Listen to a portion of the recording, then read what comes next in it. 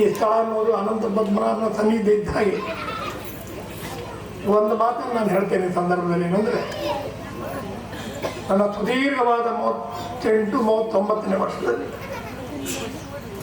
ಒಬ್ಬ ಕಲಾವಿದನಿಗಾಗಲಿ, ಒಬ್ಬ ಕೆಲಸಗಾರನಿಗಾಗಲಿ, ಒಬ್ಬ ಕಂಟಾಟದಾರನಿಗಾಗಲಿ, ಒಬ್ಬ ಮೇಳದ ಅಭಿಮಾನಿಗಳ ಸಂದರ್ಭದಲ್ಲಿ ಸಂಘರ್ಷಗಳು ಬರ್ತದೆ. ಯಾರಿಗೂ ನಾನಿವತ್ತು ಒಂದು ಸುಳ್ಳು ಹೇಳಿದ್ದಾಗಲಿ ಮೋಸ ಮಾಡಿದ್ದಾಗಲಿ ದಾಖಲೆಗಳೇ ಇಲ್ಲ.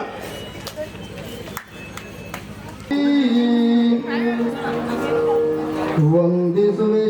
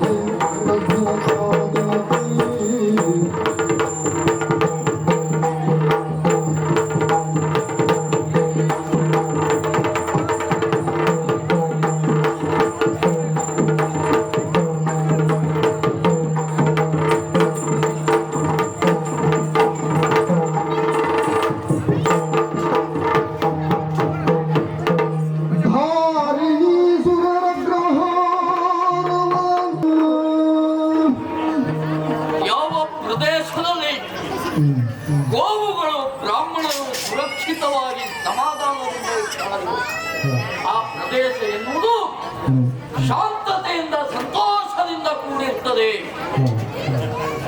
ಈ ಮಾತನ್ನ ಹೇಳಿದವ ನನ್ನ ಅಣ್ಣ ಧರ್ಮಜ. ಧರ್ಮವೇ ಮುತ್ತಿವೆತ್ತಂತೆ ತೆರೆಗಿಳಿದು ಬಂದಿದ್ದಾನೋ ಎನ್ನುವ ರೀತಿಯಲ್ಲಿ ಧರ್ಮದ, ಸತ್ಯದ, ನ್ಯಾಯದ ಬದುಕನ್ನು ಪ್ರಪಂಚ ಮುಖಕ್ಕೆ ತೋರಿಸಿಕೊಟ್ಟ ನನ್ನ ಅಣ್ಣ ನಮ್ಮೆಲ್ಲವರ ಪಾಲಿಗೆ ಆದರ್ಶಮಯವಾದಂತ ಹಾದಿ ಎನಿಸಿಕೊಂಡಿದ್ದಾನೆ ಎಂದು ತಪ್ಪಾಗಲಾರದು ಸ್ವಾಮಿ. ಅಂಥದ್ರಲ್ಲಿ ಪಾಂಡವರ ಬದುಕಿನಲ್ಲಿ ಅನೇಕ ರೀತಿಯ ಏಳು ಬೀಳುಗಳನ್ನು ಕಂಡವರು ನಾವಿದ್ದೇವೆ. ಅಂತಹ ಏಳು ಬೀಳುಗಳಲ್ಲಿ ಮತ್ಸ್ಯ ಬಂದು ತಲೆದವರಿದ್ದ ಹೌದಲ್ಲ. ಬ್ರಾಹ್ಮಣರು ಬಡವರು ಎನ್ನುವ ಹಾಗೆ ಕರೆಸಿಕೊಂಡಿದ್ದಾರೆ.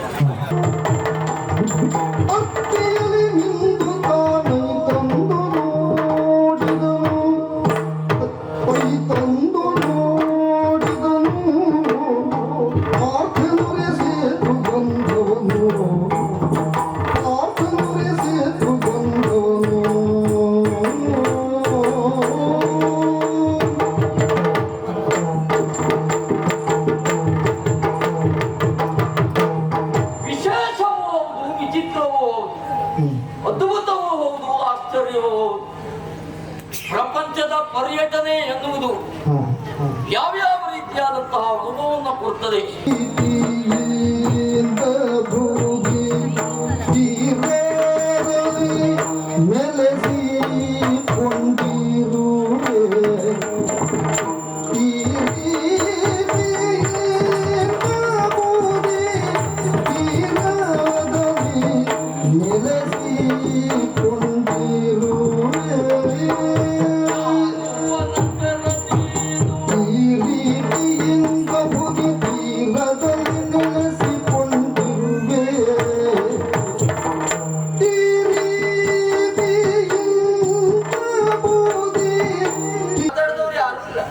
ಬಹುಶಃ ಕಾಣಲೇ ಇಲ್ವೇನೋ.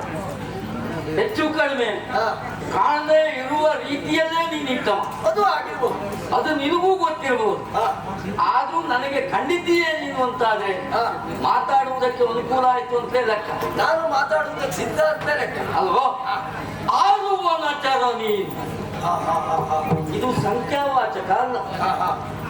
ಯಾರೂ ಅನಾಚಾರ ನೀನು. ಯಾಕೆಂದ್ರೆ ನಿನ್ನನ್ನು ನೋಡಿದಾಗ ಯಾವ ರೀತಿಯಾಗಿ ಸಂಬೋಧಿಸಬೇಕು ಎನ್ನುವುದು ಮೊದಲಾಗಿ ಅರ್ಥ ಆಗಲಿಲ್ಲ ನನಗೆ. ನಾವು ಇಲ್ಲಿಯವರೆಗೆ ಮಾಡಿದ್ದೆಲ್ಲ ಮನುಷ್ಯರ ಒಡನಾಟ, ಮಂಗಗಳ ಒಡನಾಟ ನಮ್ಗೆ ಇಲ್ಲ. ಇವತ್ತದು ಹೊಸ ಒಡನಾಟ ಇವತ್ತೇ ಬಂತು ಅಂತ ಆಯ್ತು. ನಮ್ಗೆ ಯೋಗ ಅಂತ ಹೇಳಿದ್ದು ಅದಕ್ಕೆ. ಹಾಗಾಗಿ ಯಾರು ನೀನು? ಚಂದ ಹೌದು, ನೀನು ಹಾಕಿ ಕೊಟ್ಟರು ಚಂದ ಆಯ್ತು ಅಂತ ಹೇಳಿದ್ದಲ್ಲ, ನೀ ಆತ್ಮಹತ್ಯೆ ಮಾಡ್ಕೊಳ್ಳೋದು ನೋಡು ಚಂದ ಆಯ್ತು ಅಂತ ಹೇಳಿದ್ದಲ್ಲ, ನಿಮ್ಮಲ್ಲಿ ಇಷ್ಟೆಲ್ಲ ವಾದ ಆಯ್ತು ಅಂತ ಹೇಳಿದ್ದಲ್ಲ, ಅದನ್ನು ಕೇಳಿ ಚಂದವಾಯ್ತು ಅಂತ ಹೇಳಿದ್ದ. ಓ, ನಮ್ಮ ಸಂವಾದ ಚಂದವಾಯ್ತು, ಚಂದ ಆಯ್ತು ನೋಡ್ಬೇಕು ಅಂತ ಆಸೆ. ಸ್ವಾಮಿ, ನೀನು ಕಟ್ಟುದು ಮಾತ್ರ ಅಲ್ಲ, ಅವು ಮುರಿಬೇಕು, ಅದನ್ನು ಕಾಣುವ ಆಸೆ ನನಗೆ. ಸ್ವಾಮಿ, ಯೋಚನೆ ಮಾಡುವ ಅಗತ್ಯವೇ ಇಲ್ಲ. ಯಾಕೆ ಗೊತ್ತುಂಟ, ಕೊನೆಯ ಕಾಲದಲ್ಲಿ ಅಂದ್ರೆ ನನ್ನ ಕೊನೆಯ ಕಾಲ ಸಾಲಿ ಕೊಟ್ಟವ ಅಲ್ವಾ? ಯಾಕು ನೋಡು, ನಾನು ಸಾಯ್ಲಿಕ್ಕೆ ಇನ್ನೇನು ದಿವಸ ಇಲ್ಲ, ಕಡವರ್ಸು. ನಾನು ಈಗ ಸಾಯುವುದಕ್ಕೆ ಹೊರಟ, ನೀ ಸಾಯ್ಲಿಕ್ಕೆ ಕೊಟ್ಟವ ಅಲ್ವಾ? ಇಬ್ರು ಸಾಯುವವರೇ ಅಲ್ವಾ? ಒಂದು ಪ್ರಮಾಣದಲ್ಲಿ ನೀವು ಬಂದದ್ದು ಅಲ್ಲೇ, ನಾನು ಕಟ್ಟುವುದಕ್ಕೆ ಸಿದ್ಧ, ಅವ್ನು ಮುರಿಯುವುದಕ್ಕೆ ಸಿದ್ಧ. ಕೇಳಿ ಅವನ್ನೇ ಕರೆಸ್ತಾ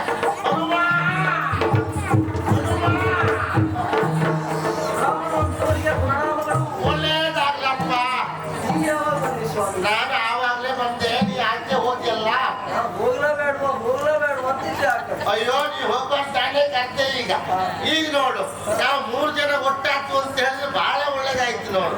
ತ್ರಿವೇಣಿ ಸಂಗಮಾದಾಗ ಆಯ್ತು. ಈಗ ಅಂದ್ರೆ ಇವ ಬೆಂಕಿಗೆ ಹಾರ್ಲಿಕ್ಕೆ ಮುಂದಾದವ, ಇವ ಹಾರುವ, ನಾನು ಜಾತಿಯಲ್ಲಿ ಹಾರುವ, ನೀನು ಮರದಿಂದ ಮರಕ್ಕೆ ಹಾರುವ.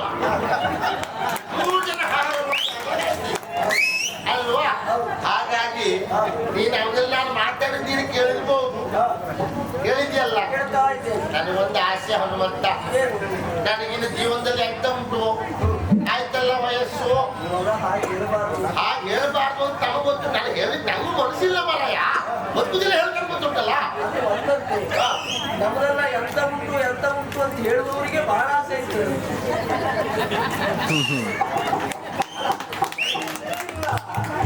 ಅಂದ್ರೆ ನಾವೆಲ್ಲ ಎಂತ ಕೇಳಿಯೇ ಉಳ್ಕೊಂಡು ಬಾಗಿಲು ಇದ್ದಾರೆ. ವಯಸ್ಸಾದ ಹಾಗೆ ಆಸೆ ಹೆಚ್ಚು. ಬರೀ ಆಸೆ ಬಿಟ್ಟು ಪ್ರಯೋಜನ ಇಲ್ವಾ? ಇಲ್ಲಿವರೆಗೆ ನಾವು ಇಷ್ಟು ಆಸೆ ಪಟ್ಟಿದ್ದೆ ಬಿಟ್ರೆ ಏನೋ ಪ್ರಯೋಜನ ಇಲ್ಲ. ಇತ್ತೀಚೆಗೆ ಬಂದವರೆಲ್ಲ ಮಾಡ್ಕೊಂಡು ಹೋದ್ರು ಬಿಟ್ರೆ ಇದ್ದವ್ರಿಗೆ ಅಂತದ್ದು ಇಲ್ವಾ? ಹೇಳೋ, ನಿಮ್ಮನ್ನು ನೋಡಿದ್ರೆ ನೀವು ಹೇಳಿದ ಮೇಲೆ ವಯಸ್ಸಾಗಿದೆ ಅಂತ ಗೊತ್ತಾಗಬೇಕು ಬಿಟ್ರೆ ನೀವು ಯಾವ ಸಮಸ್ಯೆ ಇದ್ದಾಗ ನನಗೆ ನಾನು ಸಮಸ್ಯೆ ಇದ್ರು ಇವತ್ತುವರೆಗೆ ಹೇಳು.